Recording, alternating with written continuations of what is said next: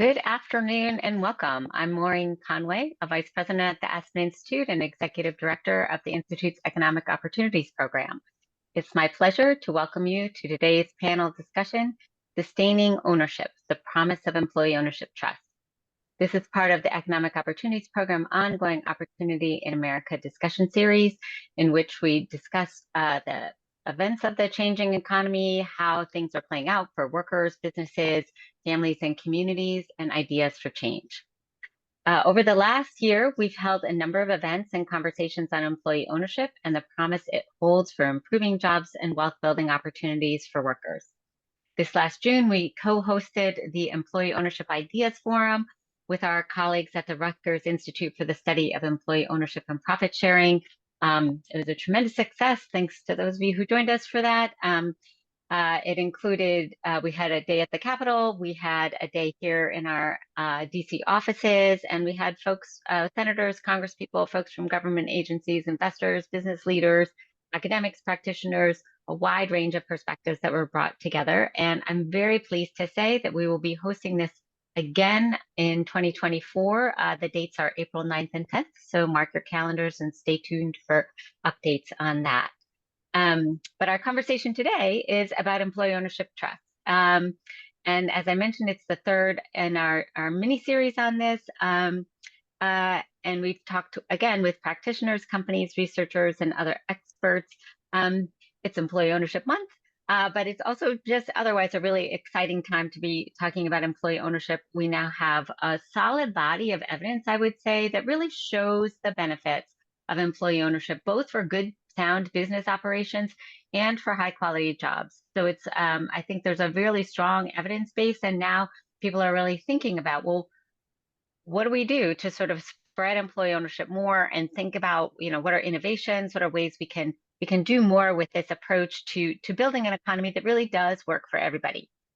So we're very excited about this, but as with, so many things, there is kind of the devil's in the details, and there's a lot of complexity. And so we have a great set of folks today who are going to dive into that complexity in a very conversational and engaging way. But first, I just have a couple of things to say about our technology. All the attendees are muted. We very much welcome your questions. Please use the Q&A button at the bottom of your screen to submit and upvote questions. We also encourage you to share your perspective. We know a lot of you in the audience also have a lot of expertise on this topic. So please share your comments and resources in the chat. We always appreciate getting your perspective on the discussion and just your perspective on the issues. We also appreciate your feedback. There'll be a feedback survey at the end. Please just take a moment before you leave to respond to our feedback survey. It helps us just continue to improve these events.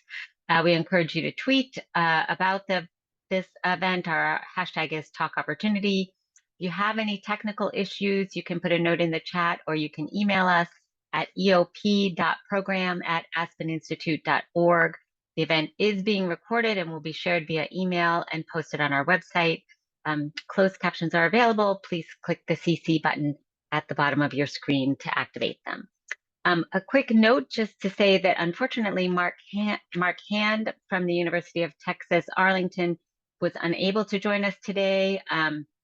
We'll be sharing some of his work in the chat, but also he has a great weekly newsletter on employee ownership and workplace democracy at EOWD@substack.com if you're interested in that.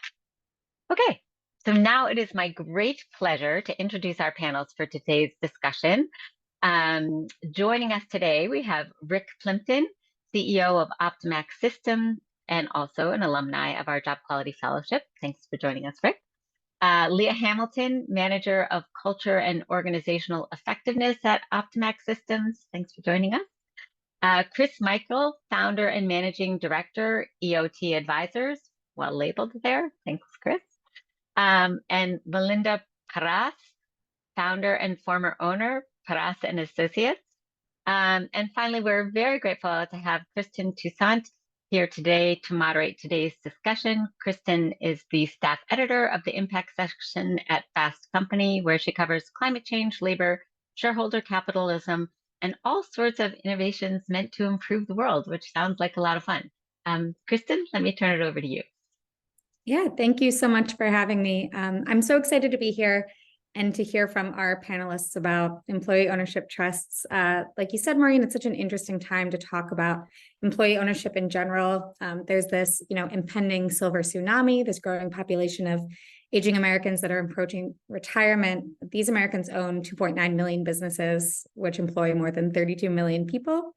That's something sort of happening in the background, right? And then in the foreground, we have all the issues of rising inequality, stagnating wages, workforce participation that's still, slightly lower than it was pre-pandemic, and this perpetual quest for good jobs, right? That people want good jobs with dignity and safety and a living wage. And employee ownership can be a really unique way to address all of these things. But one of the biggest challenges I hear when reporting on this solution about what holds employee ownership back is just the knowledge gap or the misconceptions about what employee ownership actually is and the different forms it can take.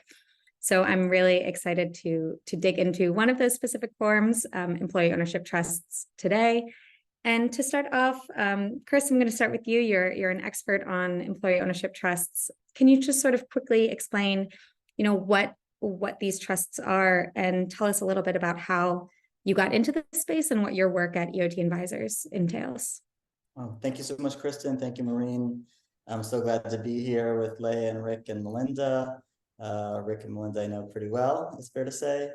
And so I think maybe the starting point here is to note that there are already 3,000 to 4,000 majority employee-owned businesses in the United States, with possibly up to 1% of the private sector workforce working at these majority employee-owned businesses. The main way that these businesses have become employee-owned over the last 50 years has been through an ESOP, which is, somewhat confusingly for the purposes of today's talk, an employee trust. It's an employee stock ownership trust. So what we're talking about today, I think, is a relatively simpler, easier to understand, possibly more sustainable, lower cost alternative to employee ownership that I think is much more accessible for the vast majority of small business owners across the United States. Our entry point into this field, I've been working in the employee ownership space for about 15 years now. It was like yesterday that I said it was 10 years, but it's now about 15 years. And about my concerns sort of early on were, one was to sort of identify an approach to employee ownership that would be more sustainable or perpetual. And the other was to make this transaction easier for business owners. Business owners are the deciders. They're the ones who get to say whether or not a business becomes employee owned or not. So let's roll out the red carpet and make this as simple, cozy, comfortable as possible for business owners.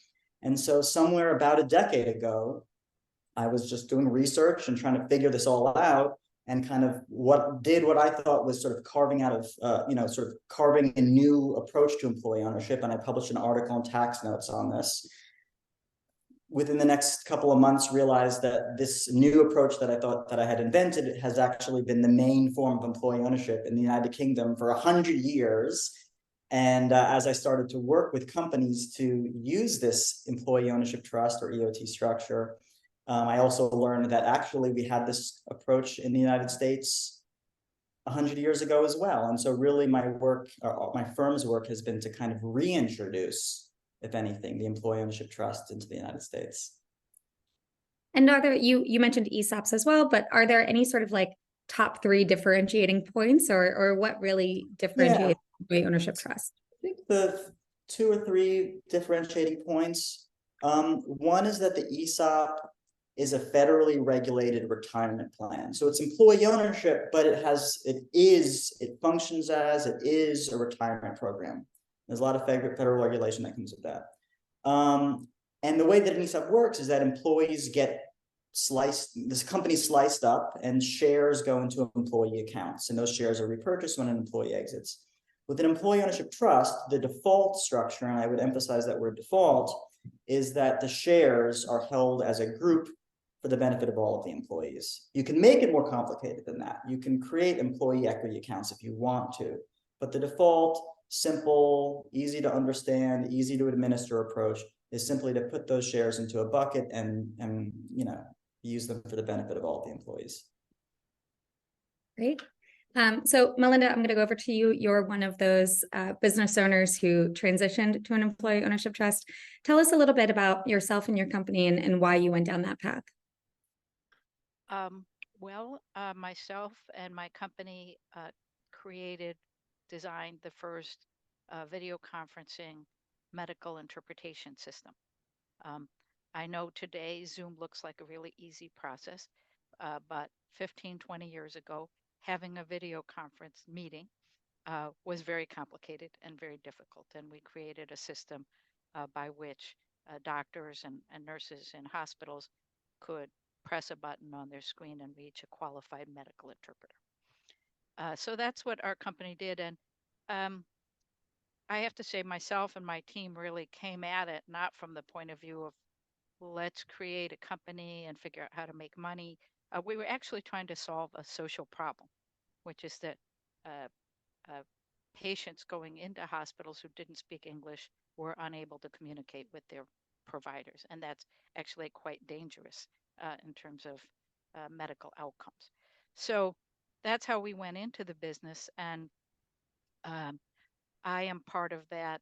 What did you call it? The silver Tsunami. tsunami. Yes. Somebody who wanted to retire, and myself and some of the others who helped create the company, reaching retirement age and wanted to figure out how to leave. And we looked at the idea of selling that. What people do is sell the company usually to a competitor.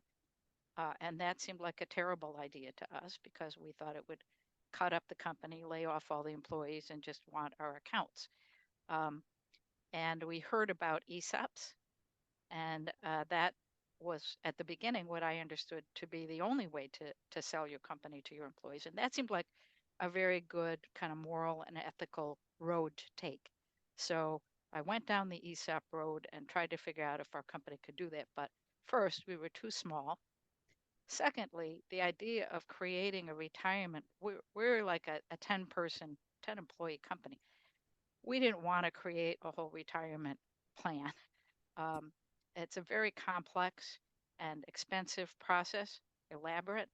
And we were a small, streamlined company, and that just wasn't of interest. And when we heard about EOTs, we were really excited about the opportunity it gave us to sell the company fairly quickly. The employees were very happy that they didn't have to put any money in and suddenly became owners of the company. Myself and our senior team were able to work out a retirement plan where the notes for the sale of the company would be paid to us over 10 years, which was a doable thing for the company. And it was a big win-win. And honestly, I know that there's an ESOP industry now, many advisors and companies that help people with ESOPs because they're so complicated.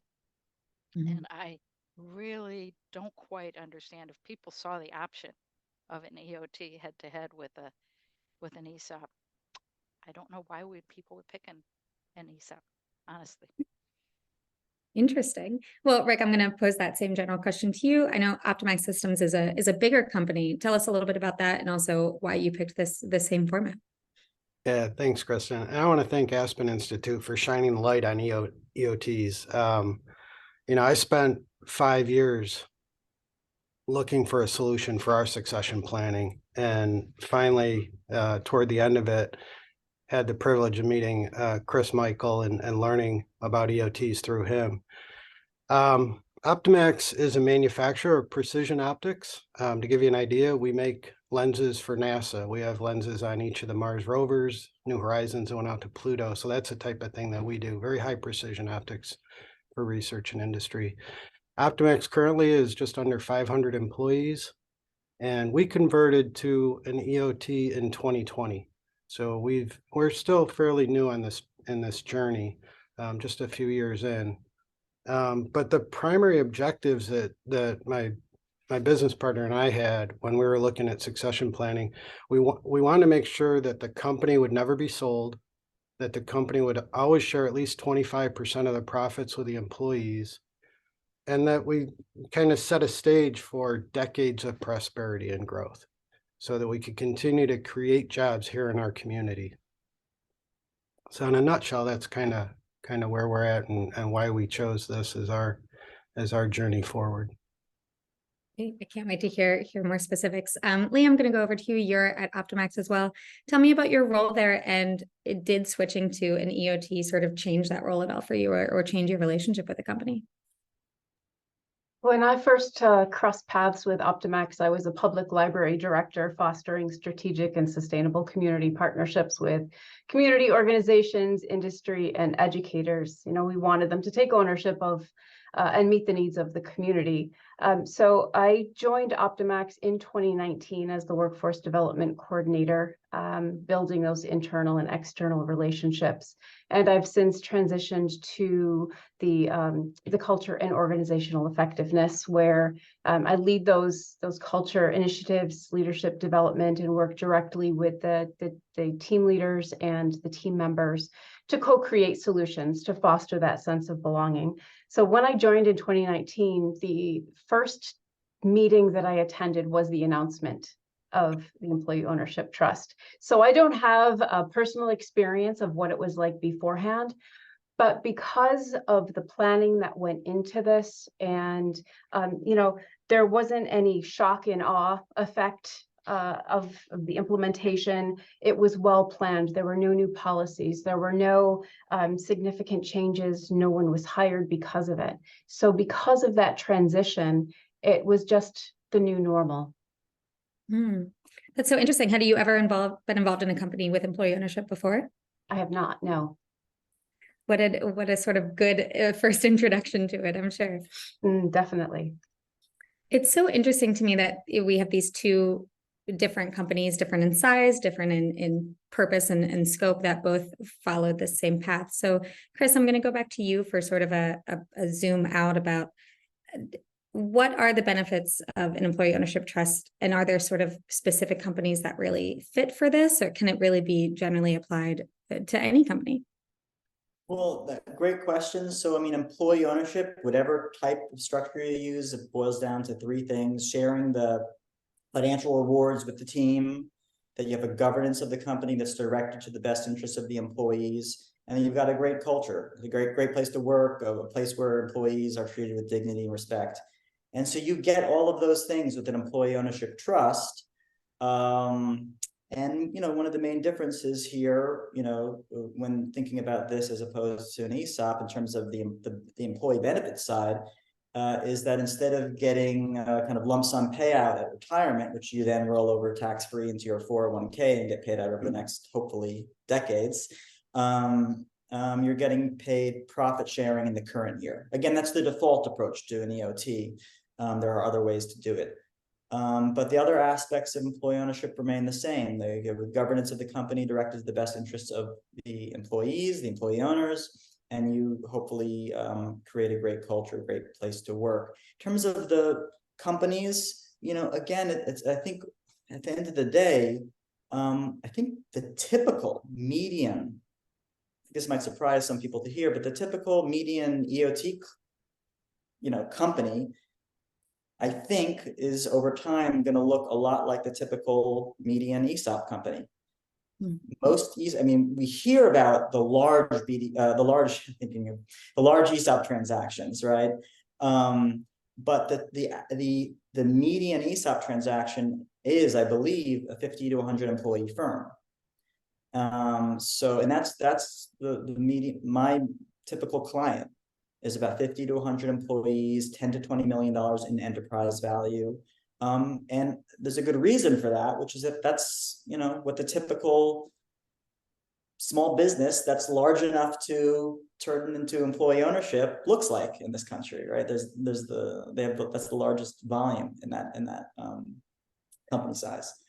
I think that hits most of your questions. Yeah. And we'll hear more from Melinda and Rick about this too, but of the companies you've worked with, Chris, is there sort of a story that sticks out about a company where this just made so much sense and really brought, you know, specific benefits? I'm only going to point to Melinda and Rick for this. So, Yeah. Well, Rick, Chris just brought up the profit sharing aspect of EOTs, and you brought that up as well. Tell me why that was so important for you and for your company to start. Yeah, so in our region, we're near Rochester, New York, the home of Kodak and Xerox. We have a lot of families in our region where the family retirement was in company stock.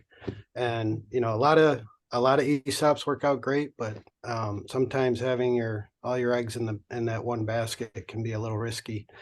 At Optimax, when we ask our employees, do you want, stock? Do you want shares of the company, or would you prefer cash, share profit? Our employees have always chosen share the cash with us. So we've been doing that for years. And we share 25% of our profit every month. We run the company open books. So our employees know what our revenues are. They know our expenses and how much money we make. And it's kind of funny, when you look at small businesses, a lot of times the employees think that the owners are making out like bandits, but oftentimes the owners are just trying to keep it going, stay in the game. So yeah, it's in addition to the profit sharing that we do, we have a 401k program where we've set it up so that anyone that's with us for their career for 30 to 40 years, they have a path to be a millionaire. And that's just, with Optimax, Mike and I, my business partner and I, started our careers on the production floor. We grew up blue collar. And so we wanted to create a world where every one of our employees has a path to a comfortable retirement. Mm-hmm. Melinda, I saw you nodding a lot through what Rick was saying about hearing from employees and things like that. Tell me about how that resonates even with a company that is smaller like yours.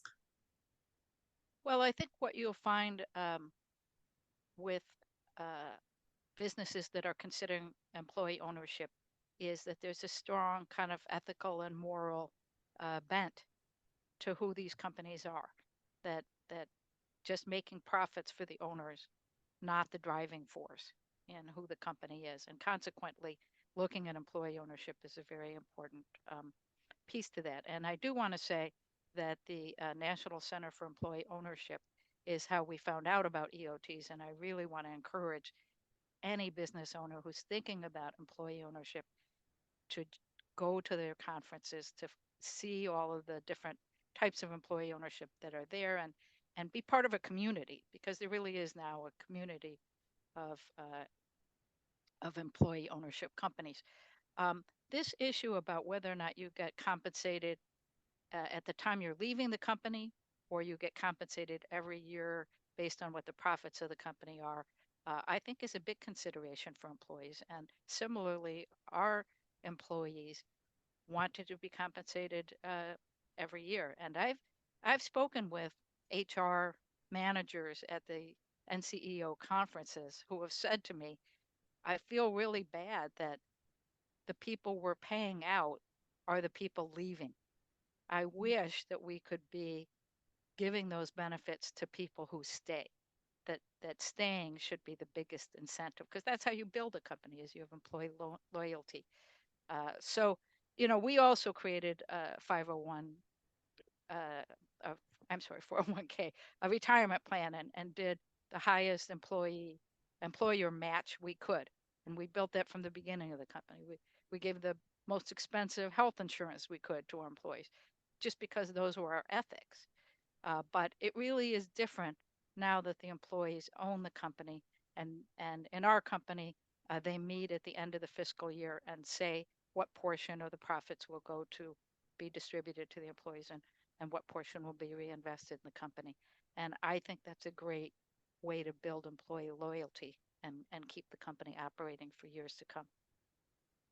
Yeah, especially when so many companies are thinking about retention, right? And thinking about how to keep their employees engaged at a far off benefit. It can be a little less tangible to some people.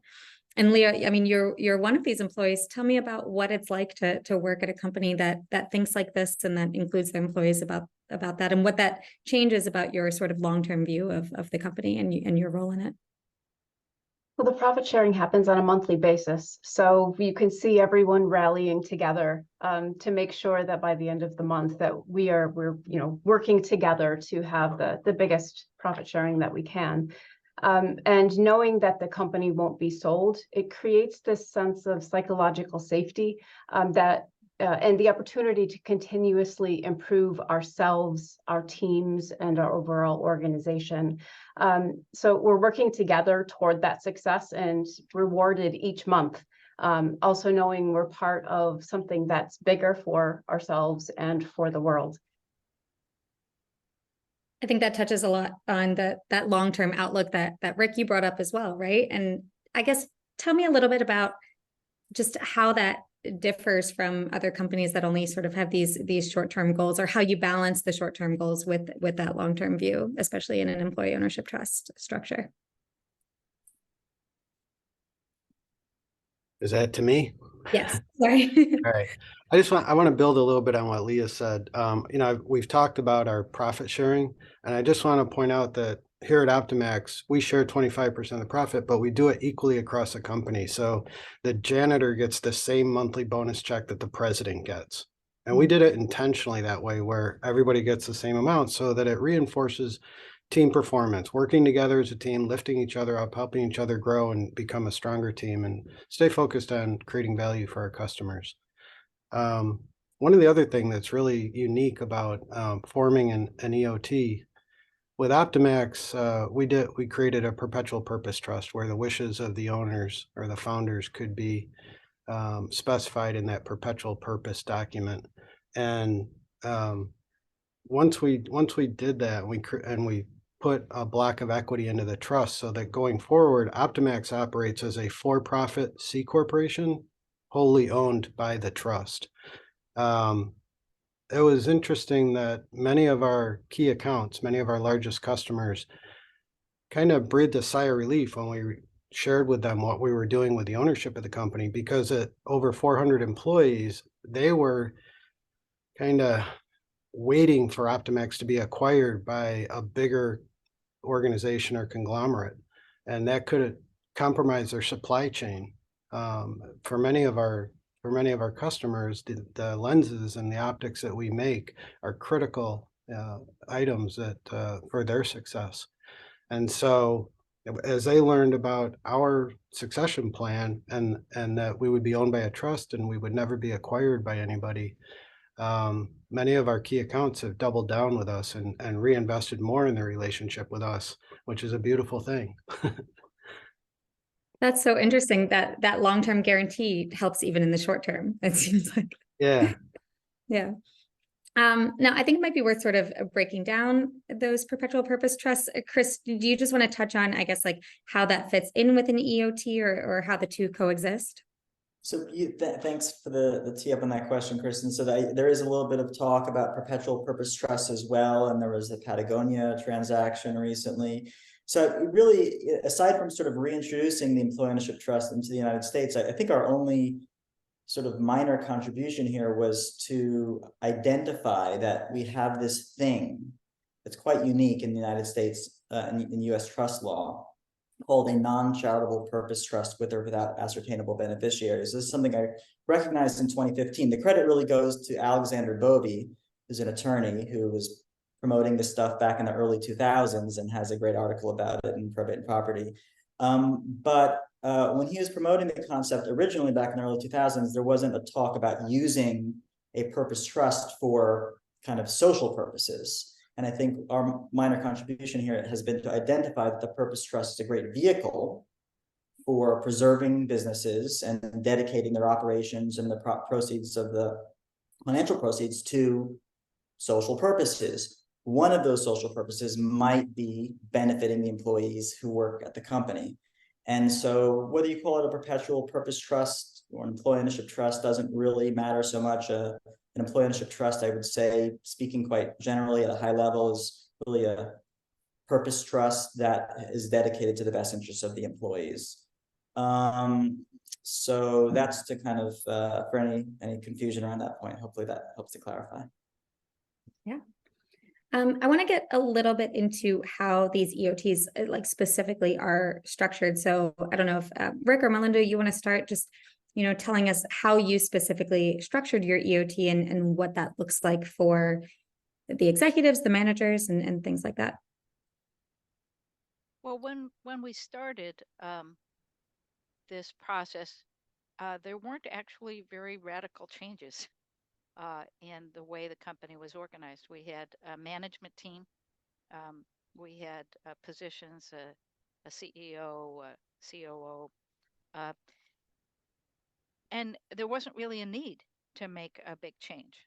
Now I know a workers' cooperative is an alternate mechanism for an employee-owned uh, situation, but I am kind of a believer in there's a role and importance of a management team that helps to guide the company day to day. That now in a smaller company you don't need as big or as complicated a management team, but certainly if you've got a company the size of Optimax, you need to have a group of people who are leading the company in terms of its day to day operations. So really, the employee-owned trust didn't make any changes in that. Um, Now, our new leadership, since I'm no longer the owner, decided, since we're such a small company, to put all of the employees on the board of directors, um, which was not true initially, but now it's such a small group. And so the vote at the end of the fiscal year about what portion of the profit is divided among the employees is done by that board of directors. But honestly, it hasn't made that much of a change in the operations of the company, except as Leah mentioned, when it's time to know what the size of the profit is and how it will be divided, uh, there's a lot of interest among all the employees in paying close attention at that moment. But uh, honestly, it doesn't really change your operations. Doesn't have to. Yeah, Rick, do you find that that's true as well, even with a company of your size? Yeah, that was one of the objectives, as Leah mentioned, was, as we transitioned to an EOT, we were really hopeful that we could preserve our culture with as little disruption as possible. And in our situation, just like Melinda, we chose leaders inside the company and elevated them as we transitioned to the EOT. With respect to ownership, what we did is I gifted a block of equity to the trust and then sold the rest of my equity back to Optimax. And the equity that's sold back to Optimax gets shredded so that going forward, the only voting shares are those shares owned by the trust. And that's how we gave the trust total control of the company.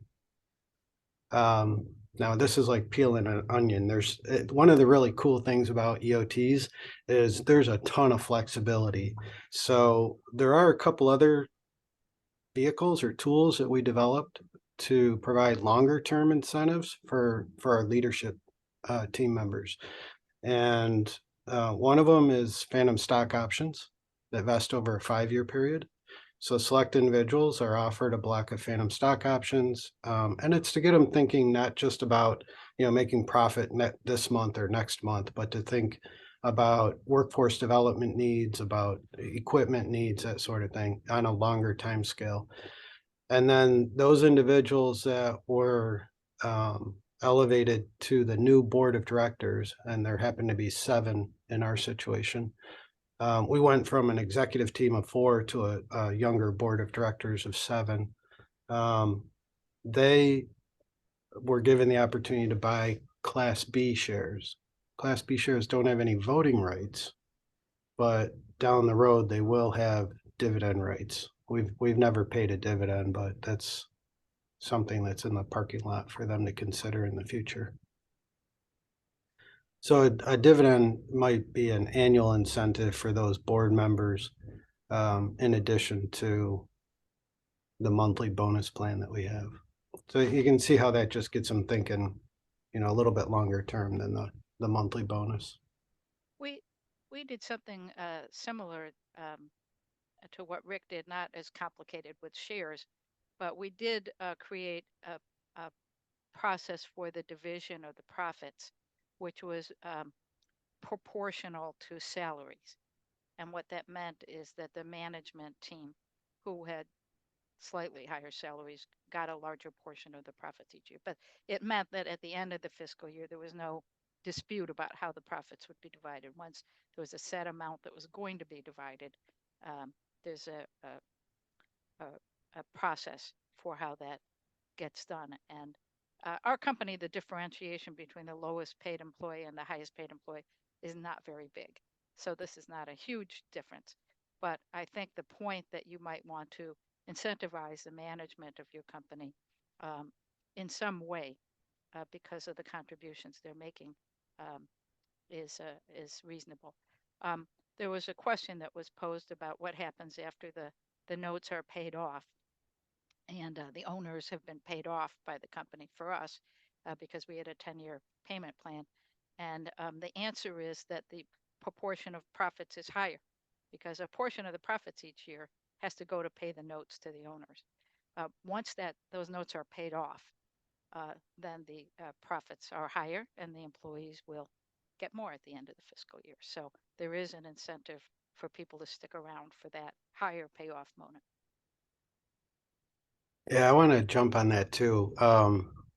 You know, when I sell my shares back to Optimax, we came up with a 15-year payback period because we wanted to make sure we could do it without third-party money.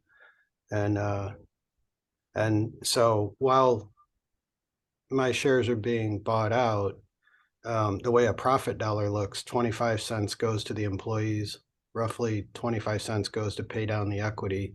Another 25 cents or so goes to Uncle Sam, taxes, state and federal. And then it leaves a quarter, 25 cents for growth of the business.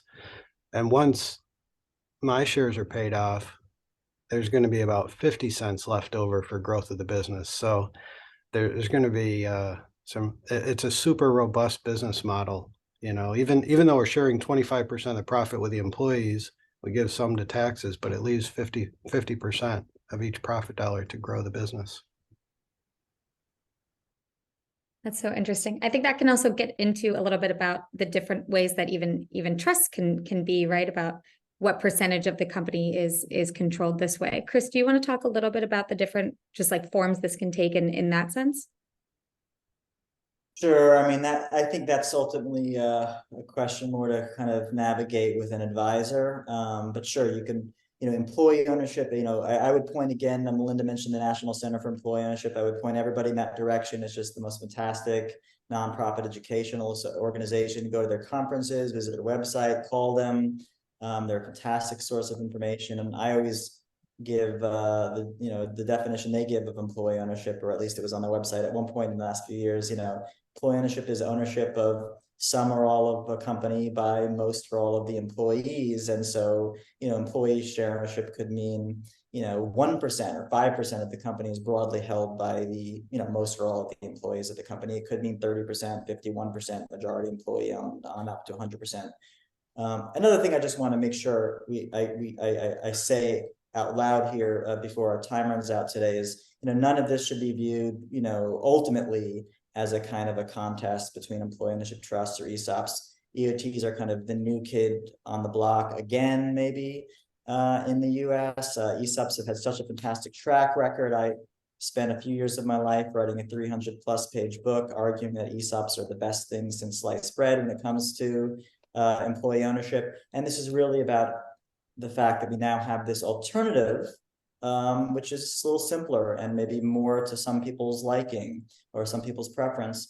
And, I should also add here, and maybe I'm jumping ahead of your questions here, Kristen, but this is an alternative available in every state in the country. No new laws have to get passed, no new policy has to get changed, no policy has to get adopted.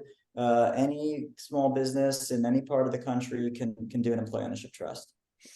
Oh, that's so interesting. Is there something then there about why they haven't been so popular before, especially compared to the UK, or why they're getting more attention now? Yeah, so we always talk about this giving public talks. I love what I think is the right answer to this question, also as a kind of I'm an academic in another part of my life, and my dissertation was a historical in nature. I think in this particular case, I think Louis Kelso and Patricia Heder were a wonderful tag team proselytizing ESOPs, what were known as Kelso plans, from the 50s on. And ultimately, the Kelso Plan was introduced into federal law with the ESOP. And we just, even the Kelso Plan was based on federal law from the 20s. And so we just had this kind of tax loophole available that Lou Kelso leveraged, and then the kind of whole cottage industry grew up around the ESOP in the 70s and 80s and on. And at that point, there was kind of like no looking back at that point. You know, sometimes I say maybe it's kind of my vantage point generationally, sort of as a kind of in between Gen X and millennial, where I sort of was looking for the simpler option. There's so much complexity as it is in life. So, and I had no, you know, professional attachments towards the ESOP vehicle. And so it was just kind of looking at the whole scope of how employee ownership has developed in this country over the last 50 years with fresh eyes, maybe, and identifying an alternative. We talked about culture a little bit, that came up in some answers, but I want to hear more about, I guess, what that culture actually feels like. So Leah, this sounds like something you could sort of weigh in on about what does this employee ownership trust bring to Optimax culture? How does that sort of play out, or how does that reinforce the things that were already present in the business? Yeah, well, first and foremost, you know, culture is dynamic. It's driven by values. We do talk about the profit sharing during the company meeting, but it isn't something that's talked about on the floor.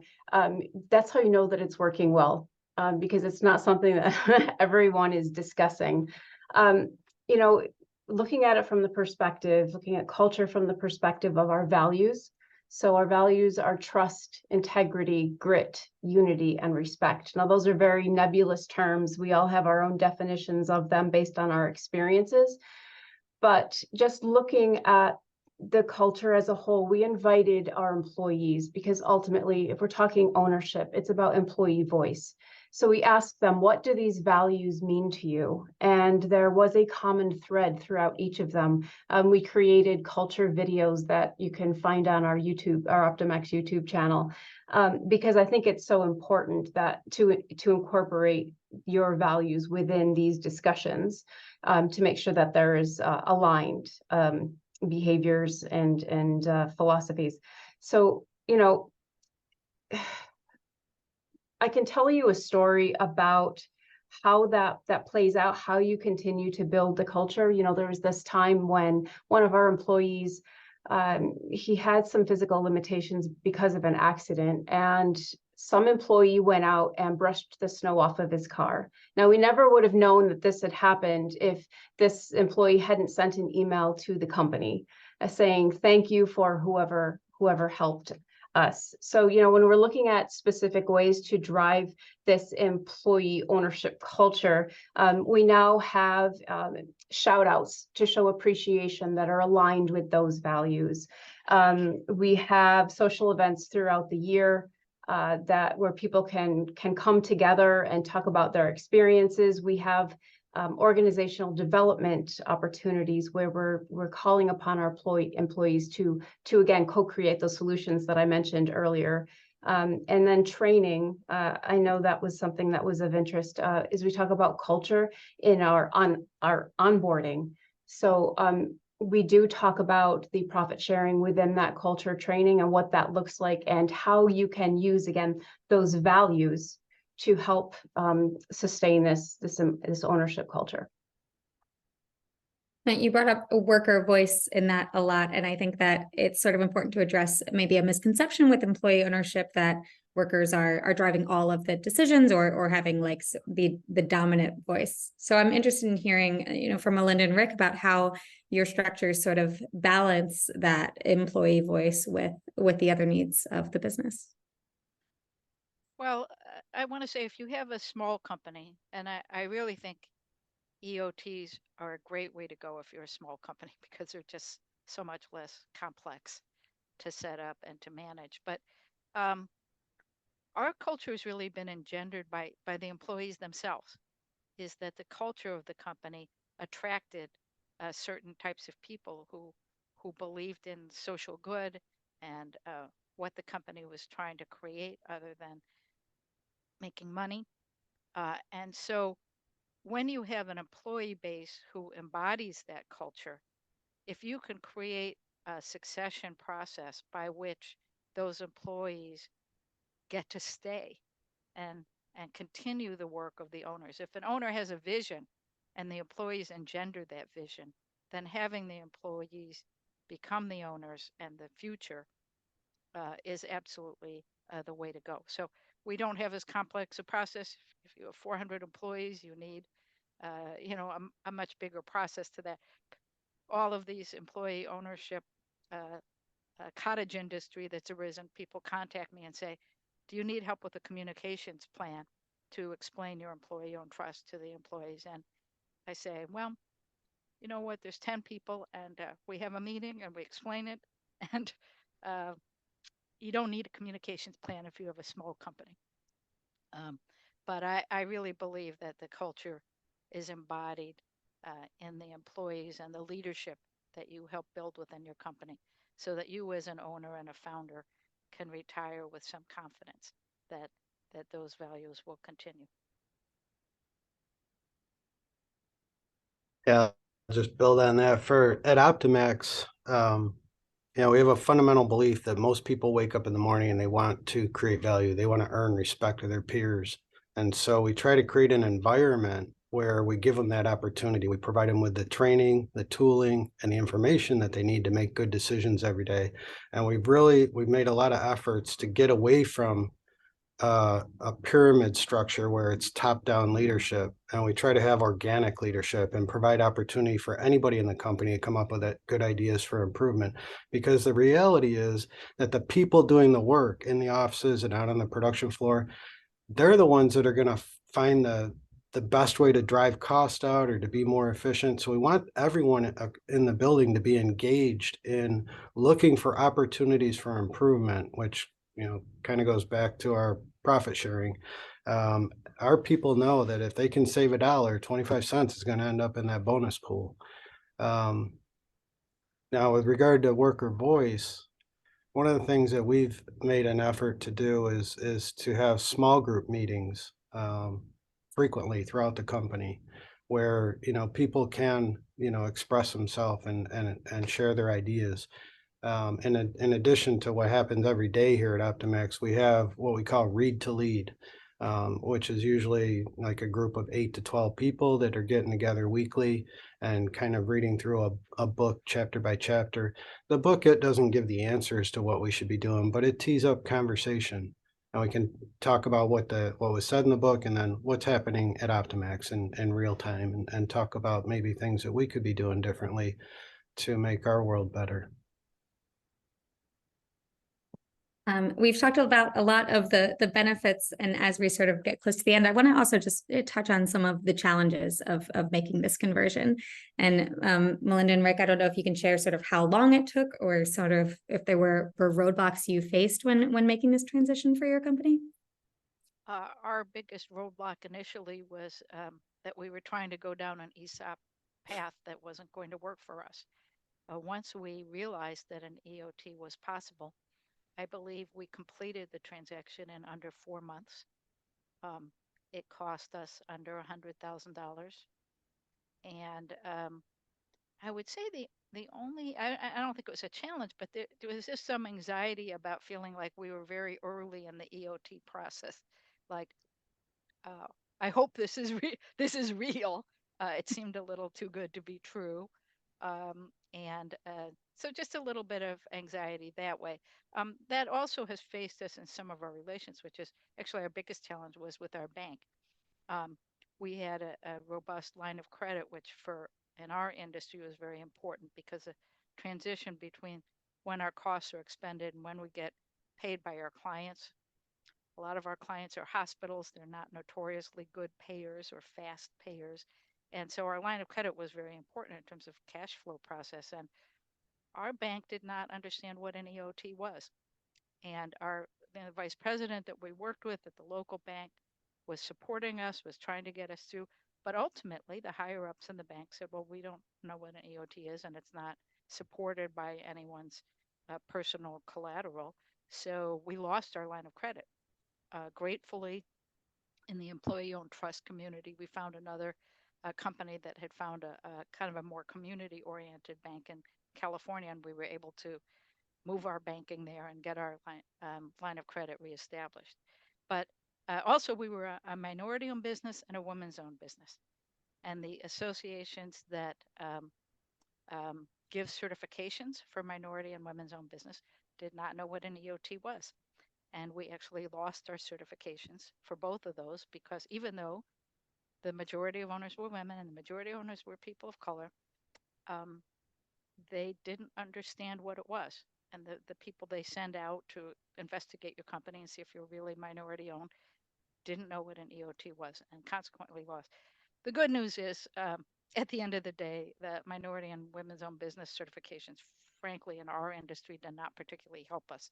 So we didn't actually lose anything material, but it was frustrating that the EOT concept is not well understood broadly. And so it's, I think it's our challenge to try and change that and encourage others in the employer community to understand the EOT concept and make it more accepted in the U.S. I share what happened with Melinda with respect to the banks. It's I don't care where you are, bankers don't understand what an EOT is. Right. For us, you know, we wanted one of the tenets of our perpetual purpose to be never sell the company. And when we told the bankers that, they're like, no, you can't do that. You gotta, the trustees have to have the option to sell the company if things become insolvent. And so we did. We put a clause in the very back of the document where if for some reason Optimax leadership doesn't pivot with the market and it becomes, you know, a company that's just loaded with debt and no path forward, the company could be sold, debtors paid off. Any proceeds that are left over would be shared with nonprofits in our community, where no nonprofit can give more than 10%. And we created that clause so that no individual could ever profit from the sale of the company. So that's how we dealt with that issue. But to go back to one of the other problems that we had, you know, when you look at succession planning, the easiest thing for a business owner to do, a small business owner, is clean up your financials, sell to the highest bidder. We didn't want to do that because we know with this unique culture we've created here, any conglomerate that or bigger company that bought Optimax would just crush our corporate culture and what we've built. So I was actually looking at creating a nonprofit parent company and having Optimax owned by a nonprofit until I was giving a presentation at the National Conference for Employee Ownership about our corporate culture. And Chris came up to me after the presentation and said, "Hey, I think I've got an idea for you," and started telling me about EOT. I was like, "Oh my goodness." We went out to dinner. I was like, "This hits on all cylinders. This is really awesome." So that was really great. Yeah, Chris, is there more you want to add on there about the potential roadblocks the company could face and how to be prepared for this? I think it's not particularly. It's actually fairly straightforward. I mean, Rick and Melinda had those experiences with the banks. That hasn't been the case, you know, with all of my clients by any stretch. You know, we can close an EOT transaction in 2 months. I mean, it can be pretty straightforward actually. And you know, for those who don't know, you know, employee ownership, broadly speaking, works in all kinds of industries. You know, you hear Melinda here with 10 employees, Rick with close to 500. It's a robust approach to selling your business. It's a fantastic succession strategy, and yeah. So if there's not those, like you said earlier, sort of policy challenges to making this more widespread, is it really just then about education, like with those letting them know that this is a thing? I think it absolutely is. Again, we only kind of brought this to the sort of reintroduced this to the US about a decade ago. And the first couple of years are kind of testing out the concept with a few companies. And we're just starting to now, about 10 years in, get traction to the point where we're having a forum like this to discuss the employee ownership trust. And CEO so graciously updated all of their website materials about 2 years ago to include employee ownership trust as a major approach to employee ownership, or a major option for employee ownership in the United States. So I think it really is about building awareness. And I think that there's a great growth period ahead for us in the United States. I think it's also important to note that we're not starting from scratch here. We've got 50 years of successful employee ownership successions through the ESOP. So we're really building on a fantastic foundation with the ESOP. Can I just add two things about the challenges? I do want to distinguish that I don't think succession planning is the same as the employee ownership issue. I think succession planning is really a question of leadership. And, in my past organizational lives, I've often had a deputy director or a chief operating officer, and they kind of can move into the position of CEO easily, but that's not always the case. And I really want to encourage any business owners who are thinking about selling their company to think about succession planning in its own right, about if you plan to retire as an owner, who will be leading and how will they be leading the company. The second thing I wanted to mention is about the financing. Because our original owners, that's what we call them, the original shareholders, were not interested in a big check immediately, because a lot of theories are when you sell your company, suddenly you're sitting on top of a big check, and then you, I don't know, buy a new house, do something. We have built the company over many years, and we're very interested in it continuing. We wanted the employees to be able to own the company without having to put money in. I think that is a huge element to this, because when you say, well, the employees own the company now, people say, well, how much did they have to pay? And the answer is it can be nothing. If the owners are willing to be paid off over time.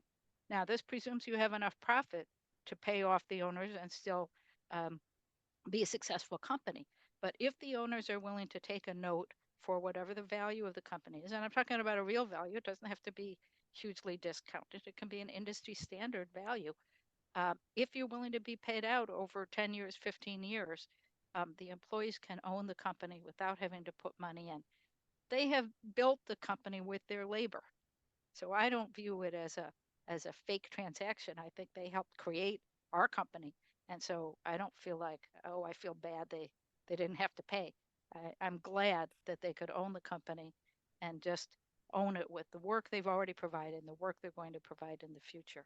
So I really think the transaction financially does not have to be complicated.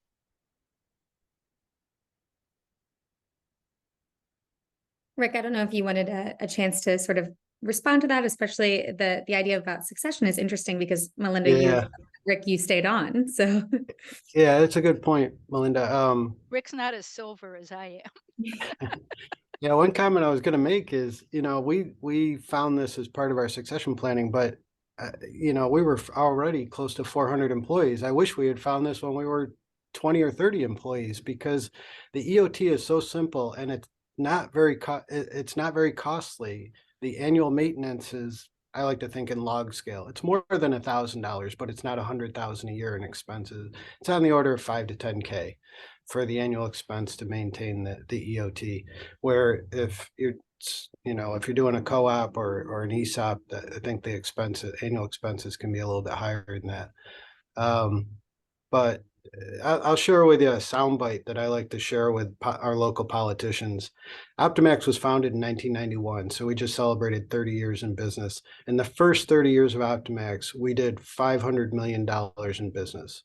And roughly half of that, $250 million, was shared with our workforce through payroll, benefits, and bonuses. And they go out and they spend it at the auto dealership or the supermarket or whatever they want to save a little bit for retirement. In the next 30 years, with our current growth plan, Optimax will do over $5 billion in revenue. and roughly half of that will be shared with our workforce. And if we can get another 10 or 20 companies in our region, in our community, that convert to EOT, we've already got one more that's done it and a couple more looking at it. But if we can get 10 or 20 doing it, we can really strengthen the entire economy here in our region and create financial security for many, many families. And that's really what it's all about. That's what it's all about. I love that zoom out. I think that's a great place to pause for our talk. And I'm going to switch to some questions from the listeners. I know that a lot are coming in and we've got about 15 minutes left. This first one, Chris, is just to ask a little bit about some of the deciding factors to determine whether an EOT, a cooperative, or an ESOP is appropriate. And also, can they ever be combined? Can you ever have an ESOP and an EOT? I think that just comes down to the preference of the seller. I think we don't have time to get into all the ins and outs of it, but call the CEO, get in touch with some advisors, and they should be able to walk you through the selection process and see what's a good fit for you. You can combine these approaches. The largest, I typically say that the largest worker cooperative in the world is actually an employee ownership trust. They don't brand themselves as a worker cooperative, but it's the flagship EOT in the UK, John Lewis Partnership. It's everybody's a partner on the first day of working there, and it's one worker, one vote to elect the governing body of the organization. Again, they don't brand themselves as a worker cooperative, but they use the EOT structure to create a worker cooperative. Alternatively, you could, in principle, have a company that's a 51% EOT and a 49% ESOP, or you could have 100% EOT that layers in,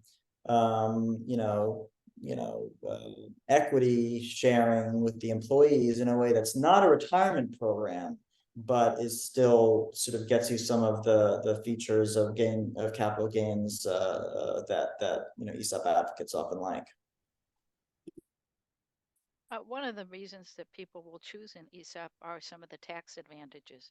And I think that people in the EOT community are really hopeful that through wider understanding of the EOT as an option, that some greater tax advantages can be directed to the EOT process. Because that is a distinct advantage to an ESOP, is the tax advantages that are offered. Yeah. That can easily get very in the weeds if we go super into taxes. But Chris, is there anything you just want to add about where people can hear more about those tax advantages or what the differences are? I don't think I'm supposed to plug myself here, but contact your advisor and your advisors, and call the CEO, and anybody should be able to walk you through a clear and objective, impartial laying out of what the actual tax differences are for the ESOP as opposed to the EOT. Also worth mentioning that taxes there's no such thing as a free lunch. Taxes do get paid with an ESOP, so I think if you walk through it carefully, there might not be so many differences. I think EOT tax differences often work as kind of a sort of smoothing function on the transaction, rather than some kind of big wad of cash that the IRS is going to let people have access to. All right, this next question in the chat, you both touched on this a little bit, Melinda and Rick, but this is asking if you can talk more about the costs of transitioning to an EOT and what a deal could specifically look like. This is for me? Well, for anyone, yeah. I guess, Chris, if you want to, you probably have a broader view than what Melinda and Rick already shared. Well, I think people typically price, I often say for this that, people typically price an ESOP transaction. Installing an ESOP can be at the floor, maybe 250 to 350K.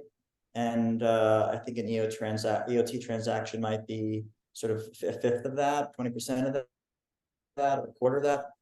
Maintaining an ESOP can be 50 to 100K a year. And again, maintaining an EOT could be 20% to a quarter of that annually. that helps answer the question. Again, this can take as quickly as 2 months. A lot of my clients often will take up to 6 months or maybe longer because they want to sort of go at a leisurely pace. But it can move fairly quickly if everyone's ready to go. Transaction to create an EOT is you need a legal advisor to draw up your paperwork and help you work through these issues, and you need evaluation. Those are the two main costs. And as I said, ours was accomplished at under 100,000. I think a big area of difference is the ongoing costs. What I see about ESOPs is that they are spending 100 to 200,000 annually, because their stocks have to be continuing. There has to be continuing valuations that are done. The process is complicated enough that perhaps they need communications advisors to help them explain and for employees to understand. There's just a lot of costs associated with an ESOP that you don't have with an EOT.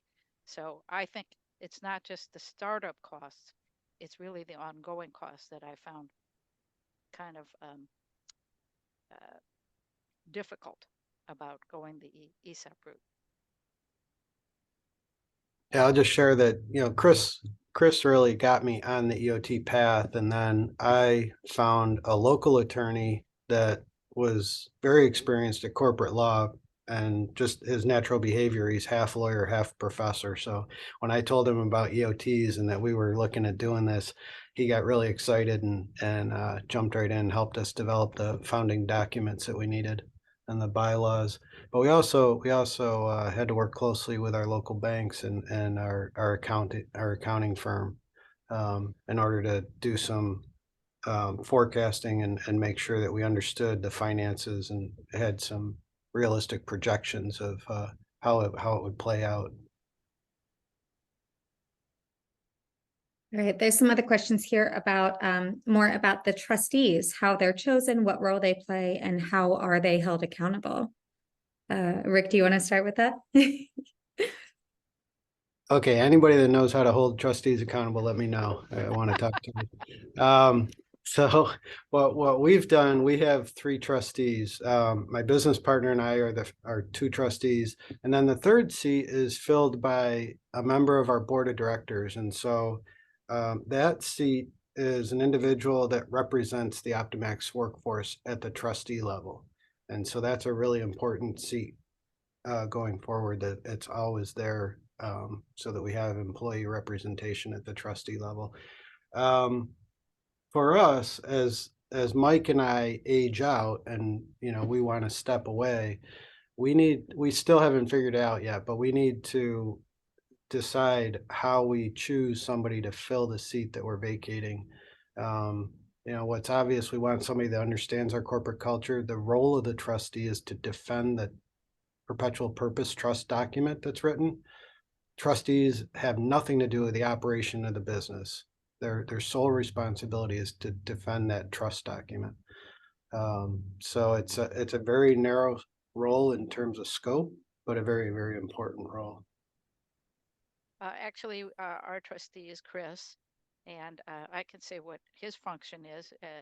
As Rick said, it's defending the role of the trust. So he conducts an annual audit to make sure that that the leadership of the company conducts with him to make sure that the company is continuing to execute the goals of the trust. Did you have profits? Did you distribute the profits to your employees, like that?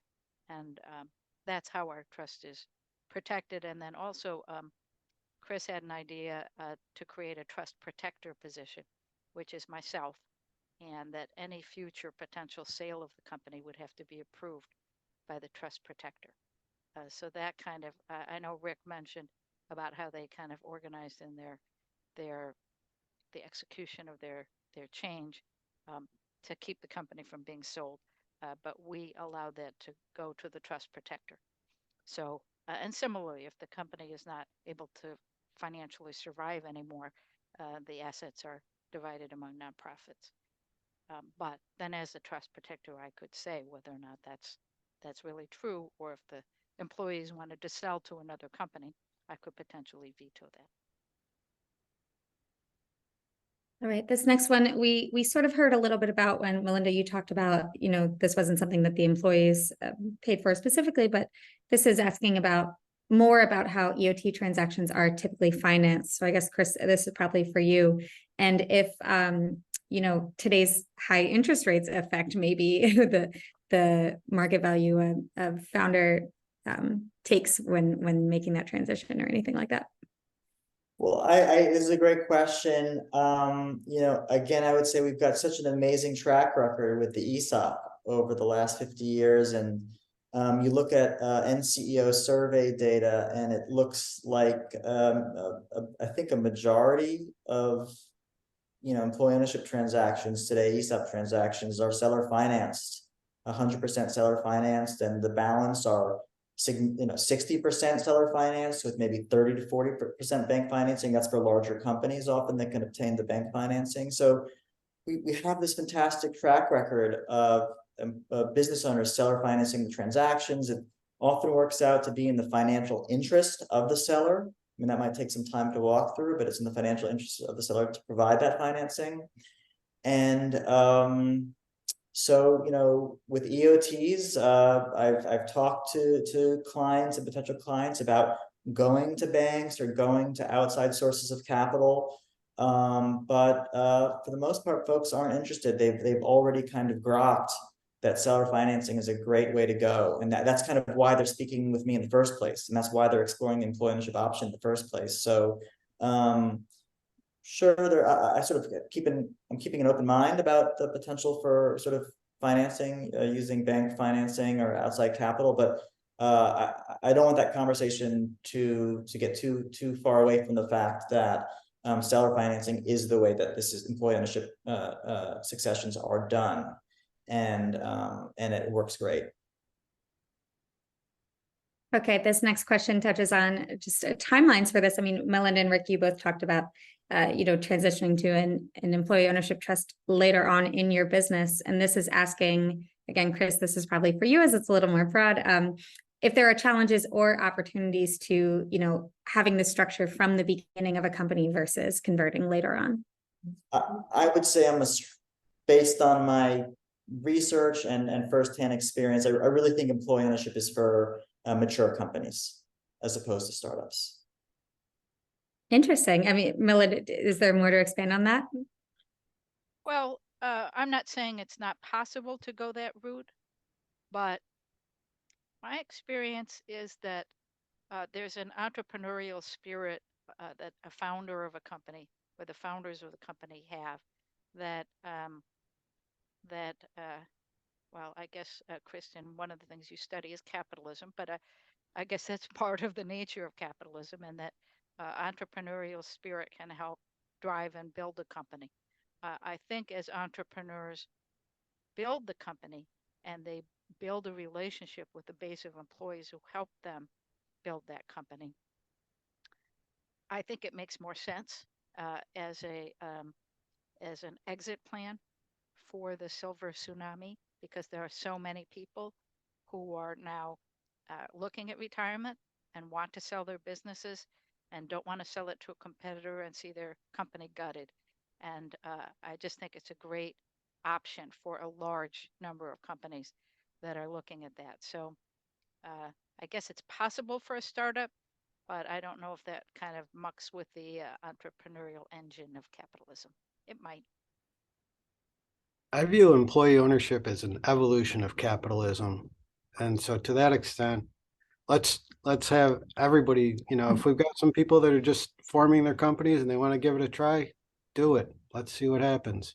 I know for Optimax, this is a wild journey that we're on, and there are days we feel like we're walking blind through the woods, but it's been working out really great for us. Well, actually, all of our original core of our company were shareholders. So I do want to say, actually, it was kind of employee owned in its initial stages. It was really just as it expanded that became a question. Yeah. I love that idea of why not try, right? We have to change something about where this is all going. And then I think that's really our time. Thank you all so much. Yeah, no, thank you all. This has been an amazing conversation. Really appreciate you all digging in, sharing all your experience. And really thank you. So thank you, Kristen, Chris, Melinda, Rick, Leah. And thank you so much to our audience. What an amazing conversation in the chat too. So this has been just a really just an exciting conversation, and really thrilled that everybody could join us today. And thank you all so much for your leadership in this space and all the work that you do. I know I was really impressed with everybody's comments today. Stay tuned, everybody. This is not the last in our Opportunity in America series. Next up on November 15th at 2 p.m. Eastern Time, we'll be talking about unstable schedules, unwrapping the impact on service workers, an important issue. So please join us for that conversation. And I want to take a moment to thank my colleagues who do all of such hard work in bringing these sessions together. So huge thanks to Matt Helmer, Maxwell Johnson, Colleen Cunningham, Amanda Finns, Maya Smith, Merritt Steuben, Francis Almodovar, Celine Young, Bryn Morgan, Tony Mastria, and Nora Heffernan. Thank you guys all so much. You guys do great work, and really appreciate all you do. And any feedback, please fill out the feedback or send us an email at eop.program@aspeninstitute.org. We love hearing from you all. So let us know what you think, and hope you'll join us all again soon. So thanks, everybody.